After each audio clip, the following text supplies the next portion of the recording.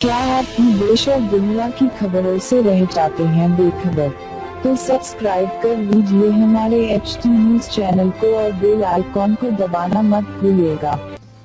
CSK बनाम KKR IPL 2018 का 5वां मैच जो कि खेला जा रहा है एमए चिदम्बरम स्टेडियम में, उसमें चेन्नई ने टॉस जीतकर पहले गेंदबाजी करने का निर्णय लिया और वहां पर बड़ा झटका लग गया है केकेआर को। सुनील नारायण, जिन्होंने मात्र 3 गेंदों पे 12 रन बनाए थे, उनको आउट कर दिया हरभजन सिंह ने। जी हां, दूसरे ओवर की तीसरी गेंद पर हरभजन सिंह ने एक फ्लाइटेड गेंद डाली और लेफ्ट हैंडेड बल्लेबाज सुनील नारायण ने उसको स्मैश करने की कोशिश कर दी, लेकिन वो अपने शॉट को टाइम नहीं कर पाए और बॉल सीधा आसमान में जाकर टंग गई और सुरेश रैना ने मिड ऑफ पे ये एक आसान सा कैच थाम कर